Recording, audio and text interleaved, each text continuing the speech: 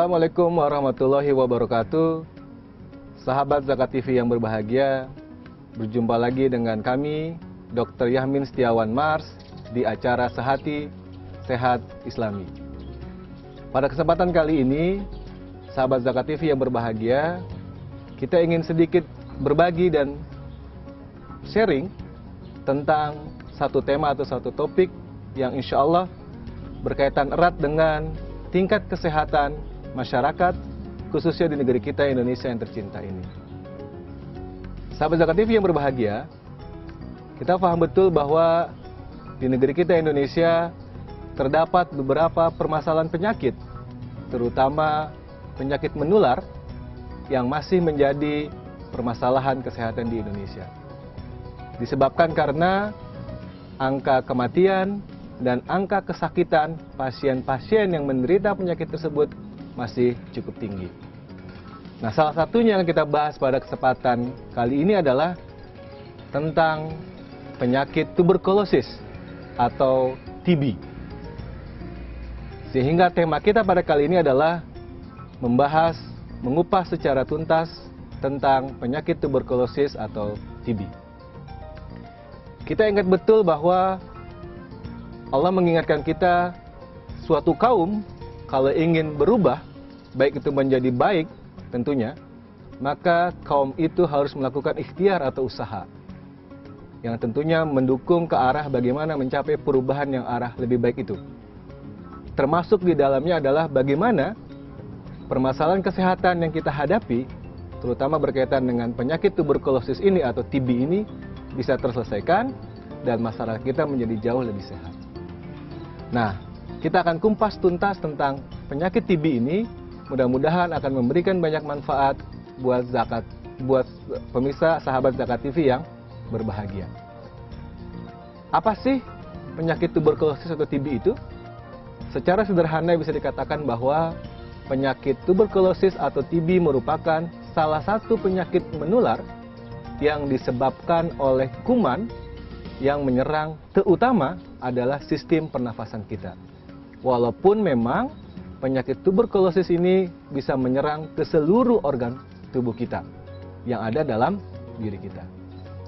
Jadi penyakit ini adalah penyakit menular yang disebabkan oleh kuman. Kenapa masih menjadi masalah? Karena secara data ditemukan bahwa penyakit tuberkulosis ini menyebabkan angka kematian dan angka kesakitan yang masih cukup tinggi, baik di dunia maupun juga di Indonesia. Nah, apa datanya? Pada tahun 2010, WHO mengeluarkan data bahwa pasien TB di dunia yang meninggal setiap tahunnya kurang lebih mencapai angka 1,7 juta pasien meninggal karena TB di dunia. Di Indonesia sendiri didapatkan data bahwa pasien yang meninggal karena TB mencapai angka 169 pasien per hari. Bayangkan, 169 pasien per hari meninggal karena penyakit TB di negeri kita Indonesia. Data lain mengatakan bahwa jumlah pasien baru yang bertambah tiap tahun di dunia, angkanya mencapai 9,7 juta pasien baru. Luar biasa betapa besarnya pasien-pasien baru yang ditemukan di dunia yang menderita penyakit tuberkulosis. Sahabat Zakat TV yang berbahagia, inilah permasalahan TB yang kita hadapi. Angka kematian yang masih tinggi dan angka pasien yang juga ternyata setiap tahun tidak berkurang malah bertambah. Dan Indonesia pun ternyata menempati urutan nomor 5 di dunia dalam jumlah penderita atau pasien TB yang ada. Agar penyakit TB ini tidak ada lagi di Indonesia, maka harus dilakukan ikhtiar atau usaha yang lebih kuat secara bersama-sama. Dan pemerintah bersama masyarakat sesungguhnya sudah bekerja sama bagaimana menanggulangi, melakukan program-program penanganan penyakit TB ini di negeri kita. Namun ternyata ada beberapa permasalahan yang muncul yang menjadi kendala, yang menjadi penghambat kenapa program ini belum berhasil sesuai dengan harapan. Di antaranya adalah, pertama, masih adanya stigma negatif di masyarakat. Yang kedua, waktu pengobatannya yang cukup lama, kurang lebih antara 6 sampai 9 bulan. Yang ini membuat pasien menjadi bosan dan akhirnya berhenti pengobatannya tidak sampai tuntas. Yang ketiga adalah karena adanya faktor ekonomi, kemiskinan, adanya faktor penyakit lain yang menunjang seperti misalnya HIV dan AIDS, dan juga faktor kekebalan terhadap obat yang diberikan. Nah, inilah beberapa faktor yang menjadi penyebab belum berhasilnya program TB yang dijalankan oleh pemerintah dan masyarakat. Nah, ini menuntut sekali lagi usaha bersama kita, usaha bersama-sama antara pemerintah dan masyarakat serta stakeholder terkait bagaimana bisa menyelesaikannya. Seperti tadi, bagaimana Allah menganjurkan, memerintahkan kalau kaum ingin berubah, maka berubahlah dengan sekuat tenaga yang dimiliki. Nah, sahabat Zakat TV yang berbahagia, dalam kesempatan ini, melihat data-data dan melihat fakta-fakta betapa TB masih menjadi masalah kita, maka kami ingin berbagi, memberikan penjelasan, memberikan informasi apa sih TB itu secara lengkap, sehingga sahabat Zakat TV bisa memahaminya dan mengetahuinya, serta berkontribusi dalam program-program penanganan TB ke depan. Paling tidak adalah dari sisi penyampaian informasi kepada lingkungan terdekat, keluarga kah, masyarakat, atau lingkungan sekitarnya. Nah, saya akan kupas satu persatu mulai dari apa gejala-gejala yang muncul pada penyakit TB, lalu bagaimana pemeriksaannya, lalu bagaimana pengobatannya, lalu bagaimana pencegahannya. Sehingga informasi ini mudah-mudahan memberikan manfaat dan sahabat Zakat TV bisa berperan sebagai masyarakat yang juga berkontribusi dalam keberhasilan program ini. Sahabat Zakat TV yang berbahagia, saya akan bahas satu persatu pada kesempatan kali ini. Yang pertama adalah, sekali lagi saya ingin tekankan, penyakit TB atau tuberkulosis adalah penyakit menular disebabkan oleh kuman. Jadi penyebabnya adalah kuman, yang dalam istilah kedokteran disebut dengan kuman Mycobacterium tuberculosa atau tuberkulosis. Jadi, penyakit ini bukan karena virus, bukan karena keturunan, bukan karena guna-guna, dan yang lain sebagainya. Jadi, disebabkan oleh kuman. Yang mana kuman ini masuk ke dalam tubuh kita melalui saluran pernafasan yang ada dalam diri kita. Tetapi, kuman TB ini bisa menyerang seluruh organ tubuh yang ada dalam kita, bukan hanya saluran pernafasan. Dan yang perlu diketahui adalah, kuman ini bisa terkena bukan hanya orang dewasa, tapi juga pada anak-anak, bahkan balita. Semua umur bisa terkena dengan kuman ini dan akhirnya menderita penyakit tuberkulosis. Jadi ini penyakit yang bisa ada pada laki-laki dan perempuan, dewasa dan anak-anak. Nah, sahabat Zakat TV yang berbahagia, yang kedua adalah apa sih gejala atau tanda-tanda yang sering muncul pada orang-orang yang diduga sakit tuberkulosis. Nah, gejala-gejala ini penting diketahui supaya sahabat Zakat TV yang berbahagia bisa melihat dirinya, keluarganya, dan lingkungannya. Kalaulah ada gejala-gejala seperti ini, maka dicurigai sakit TB dan perlu segera melakukan tindakannya. Nah, untuk gejala-gejalanya itu terbagi dua. Ada yang disebut dengan gejala utama dan ada yang disebut dengan gejala tambahan.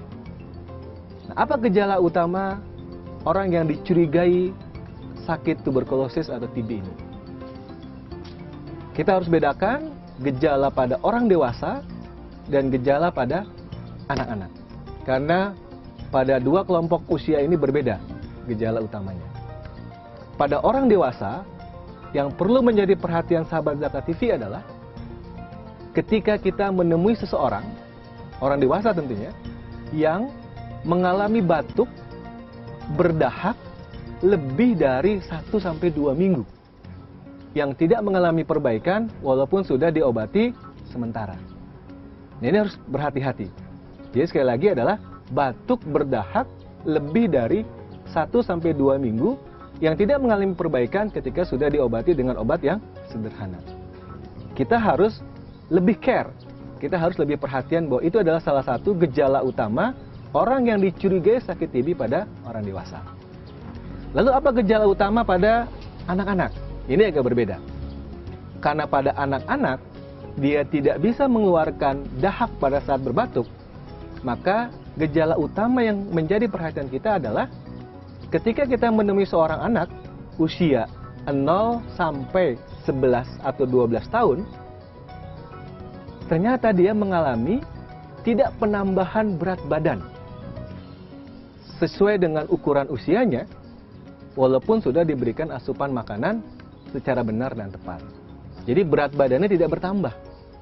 Mungkin kalau yang secara sederhana, pada balita, bayi di bawah usia 5 tahun, ketika dia datang ke posyandu, lihatlah kartu menuju sehatnya atau KMS-nya, dan lihatlah titik pantauannya. Apakah selama 3 bulan atau sampai 6 bulan, ternyata berat badan tidak bertambah. Maka kita wajib mencurigai kemungkinan si anak itu menderita penyakit tuberkulosis. Nah, itu gejala utama yang harus diketahui oleh kita semua dan juga sahabat Zakat TV yang berbahagia. Lalu apa gejala tambahan lainnya? Nah, gejala tambahan lainnya adalah pada orang dewasa biasanya muncul keluhan lemas, lemah gitu ya. Lalu muncul keluhan berat badan yang semakin berkurang karena nafsu makannya juga berkurang gitu ya. Lalu muncul keringat pada malam hari walaupun tidak beraktivitas, walaupun sudah menggunakan kipas angin atau AC. Itulah beberapa gejala yang muncul sebagai gejala tambahan pada orang yang kita curigai sakit TB pada orang dewasa. Jadi kalau ada orang dewasa sekali lagi di lingkungan terdekat kita yang ada gejala utama tadi dan gejala tambahan, maka kita harus lebih care, siapa tahu ini dicurigai sakit TB. Lalu bagaimana pada anak-anak untuk gejala tambahannya? Selain berat badan yang tidak naik selama 3-6 bulan, walaupun sudah diberi asupan makanan yang cukup, maka yang perlu diperhatikan adalah keluhan-keluhan lainnya. Misalnya, batuk dalam waktu cukup lama, gitu ya. Lalu juga rasa demam yang dalam waktu cukup lama, gitu ya. Lalu terlihat sekali anaknya lesu, lemah, tidak bernafsu makan. Ya. Itu adalah beberapa gejala tambahan pada anak-anak yang kita curigai sakit tuberkulosis. Nah, sahabat Zakat TV yang berbahagia, inilah yang perlu difahami tentang gejala utama dan gejala tambahan pada orang-orang di sekitar lingkungan kita. Sehingga kalau kita temukan itu, segeralah beritahukan kepada mereka bahwa kemungkinan mereka sakit tuberkulosis dan mereka diberitahu harus kemana. Agar kasus mereka tidak semakin parah, tidak semakin berat karena penanganannya tidak tepat dan tidak pas. Nah, itu yang kedua, tentang gejala utama dan gejala tambahan pada orang-orang yang kita curigai menderita penyakit tuberkulosis. Nah, yang ketiga yang perlu kita ketahui adalah sahabat Zakat TV, apa tindakan lanjutnya ketika ada orang-orang di sekitar mereka yang kita curigai sakit TB. Ini penting karena ini merupakan tindak lanjut kita ke depan. Kita akan bahas ini pada sesi yang kedua. Tetaplah ikuti Sehati Kita pada kali ini, sahabat Zakat TV. Insya Allah kita akan bahas banyak tentang TB dan ini akan bermanfaat buat kita semua.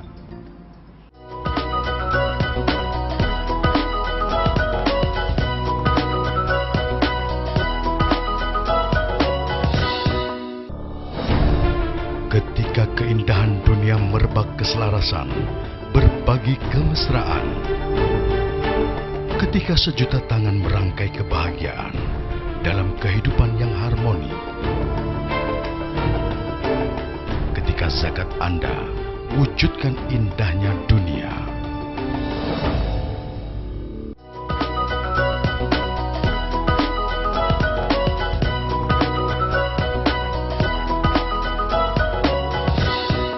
Sahabat Zakat TV yang berbahagia, kita lanjutkan pembahasan kita pada sesi berikut ini.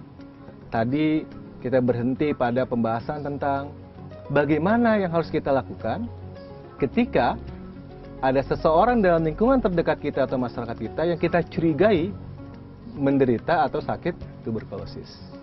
Ini hal yang penting sahabat Zakat TV yang berbahagia, karena kita berkewajiban, kita bertanggung jawab memberikan informasi yang benar, mengarahkan dan membantu orang-orang yang kita curigai dengan sakit TB itu untuk bisa menindaklanjutinya.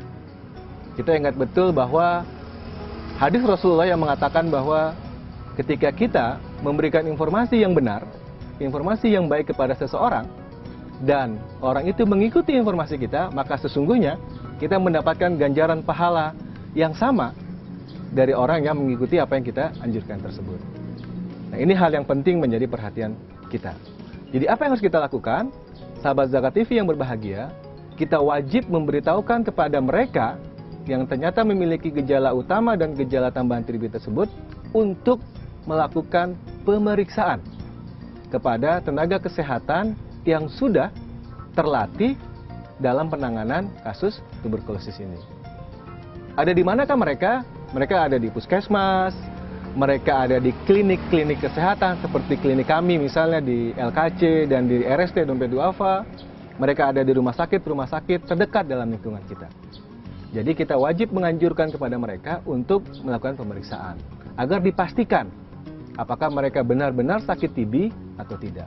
Karena kalau mereka benar-benar sakit TB, maka harus diobati.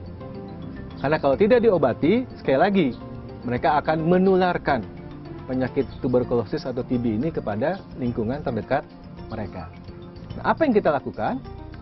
Kita antarkan mereka atau kita beritahukan untuk melakukan pemeriksaan, dan biasanya dokter atau tenaga kesehatan akan melakukan anamnesa atau wawancara serta melakukan pemeriksaan.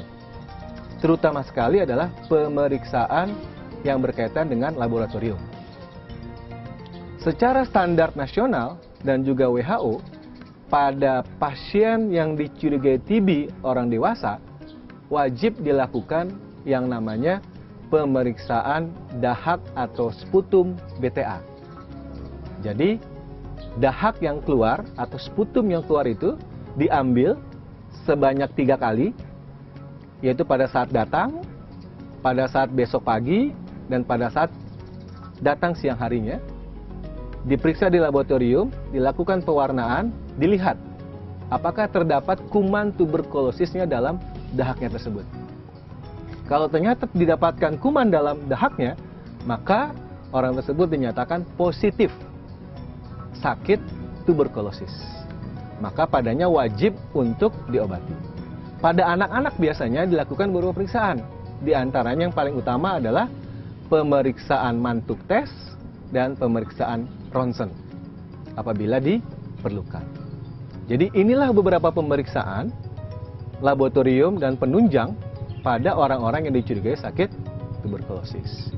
Nah, apabila hasilnya ternyata positif, maka mereka harus berobat. Berobat secara tuntas sampai selesai, sampai dengan sembuh. Inilah ikhtiar selanjutnya yang harus dilakukan. Karena kalau mereka berobat, bukan hanya kebaikan untuk diri mereka, tapi juga untuk lingkungan terdekat mereka.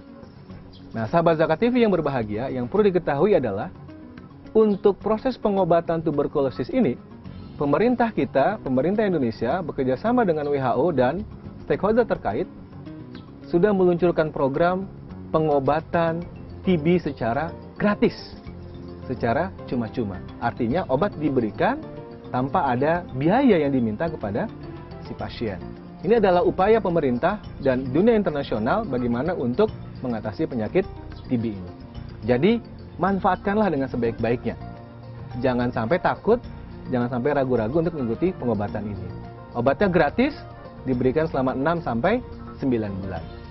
Nah, sahabat Zakat TV yang berbahagia, inilah peran kita untuk memeriksakan dan mendapatkan pengobatan pada pasien yang didiagnosa sakit TB tersebut. Nah, kita lanjutkan pembahasan kita pada sesi berikutnya. Ada beberapa poin lagi yang kita sampaikan. Tetaplah mengikuti acara Sehati pada kali ini.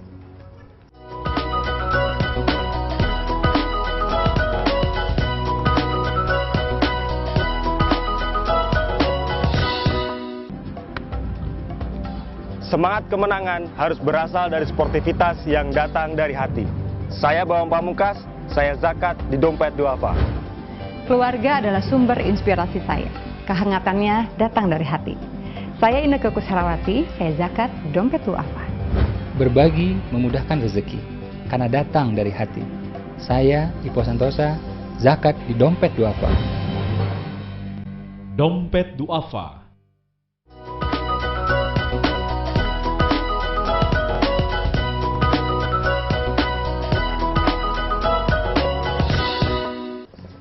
Sahabat Zakat TV yang berbahagia, kita lanjutkan pembahasan kita tentang mengupas tuntas penyakit tuberkulosis pada kesempatan sehati kali ini. Tadi kita berhenti pada pembahasan tentang pengobatan tuberkulosis. Nah, yang paling penting dalam pengobatan tuberkulosis ini adalah selain obatnya gratis, maka setiap pasien yang dinyatakan sakit tuberkulosis harus meminum obatnya sampai selesai, sampai tuntas, sampai dinyatakan sembuh. Pengobatan tuberkulosis ini dilakukan selama 6 sampai 9 bulan. Di 2 bulan pertama, obat diminum setiap hari, dan 4 bulan atau 7 bulan berikutnya, obat diminum sebanyak 3 kali dalam 1 minggu. Nah, ini menjadi perhatian penting buat para pasien yang dinyatakan sakit tuberkulosis. Karena kalau mereka berhenti sebelum pada waktunya dinyatakan selesai, biasanya akan menimbulkan kekambuhan di masa-masa yang akan datang dan menyebabkan kekebalan obat pada kasus TB pada penemuan yang berikutnya. Ini akan jauh lebih berbahaya, akan jauh lebih menular, menyebabkan sakit pada masyarakat di sekitar kita. Jadi pengobatannya harus dilakukan secara rutin, sesuai dengan anjuran dokter, sampai tuntas, sampai dinyatakan sembuh. Nah, inilah upaya yang kita lakukan. Kalau ini dijalankan, maka insya Allah tuberkulosis yang diderita oleh seseorang bisa disembuhkan, bisa tuntas, dan yang terpenting tidak menularkan kepada yang lain. Nah, inilah tahapan-tahapan bagaimana kita apabila menemukan orang yang dicurigai sakit tuberkulosis pada lingkungan terdekat kita, baik keluarga, baik masyarakat, maupun juga lingkungan terdekat kita. Nah, sahabat Zakat TV yang berbahagia, selain upaya pengobatan, yang terpenting juga adalah upaya pencegahan. Bagaimana supaya kita terhindar dari penyakit tuberkulosis ini? Ada beberapa poin penting yang bisa kita lakukan untuk upaya-upaya pencegahan. Di antaranya adalah, yang pertama, kita harus pastikan orang-orang yang dinyatakan sakit tuberkulosis itu untuk bisa berobat sampai sembuh. Ingat, sampai sembuh. Agar apa? Supaya mereka tidak menularkan lagi kepada yang lainnya. Inilah bentuk pencegahan yang paling utama yang harus kita lakukan. Jadi dengan menyembuhkan sumber penularan, maka tidak akan ada lagi penularan yang lain dalam lingkungan terdekatnya. Karena tuberkulosis ini dalam sebuah teori dinyatakan bisa menularkan kepada 10 orang terdekat dalam lingkungan si pasien yang menderita sakit tuberkulosis ini, terutama pada orang dewasa. Upaya pencegahan yang kedua adalah senantiasa kita memenuhi asupan gizi yang baik dalam diri kita. Senantiasa memperbaiki gaya hidup kita, berolahraga, beraktivitas, berhenti merokok, berhenti minum alkohol, dan segala macam. Sehingga kita memiliki daya tahan tubuh yang baik. Yang ketiga, pada anak-anak kita yang balita terutama atau bayi, bisa diberikan imunisasi BCG. Kenapa? Karena imunisasi BCG bisa memberikan kekebalan tubuh pada si bayi ketika mendapatkan serangan penyakit TB pada dirinya. Nah, itulah beberapa upaya pencegahan kita yang tentu juga penting adalah menjaga kebersihan lingkungan. Nah, sahabat Zakat TV yang berbahagia, kesimpulan kita pada sesi kali ini adalah, pertama, kita harus memahami dan mengetahui bahwa ada satu penyakit yang namanya tuberkulosis atau TB yang menular, yang masih menjadi masalah kesehatan di masyarakat kita di Indonesia dan di dunia. Yang kedua adalah kita harus berusaha bagaimana bisa mengatasi masalah ini sekuat tenaga, sekemampuan kita memanfaatkan semua resources yang kita miliki, terutama bagaimana memanfaatkan program-program yang dijalankan oleh pemerintah kita. Yang ketiga adalah berpartisipasi aktiflah kita semua dalam menemukan pasien, dalam mengajak mereka memeriksa, dalam memastikan mereka berobat sampai tuntas, sampai sembuh. Sehingga harapannya sumber penularan bisa dikurangi atau dihentikan. Dan yang terakhir adalah lakukan upaya-upaya pencegahan. Nah, mudah-mudahan dengan ini semua kita bisa berperan aktif dalam keberhasilan program TB di negeri kita, dan negeri kita menjadi bebas dari penyakit TB di masa-masa yang akan datang. Demi kebaikan dan kesehatan anak, cucu, dan generasi kita yang akan datang. Demikianlah sahabat Zakat TV yang berbahagia, sesi kita pada sehati kali ini. Mudah-mudahan bermanfaat, dan kita akan bertemu pada kesempatan yang lain dengan topik yang lain yang insya Allah sama-sama bermanfaat. Dan sampai berjumpa pada kesempatan sehati yang akan datang. Assalamualaikum warahmatullahi wabarakatuh.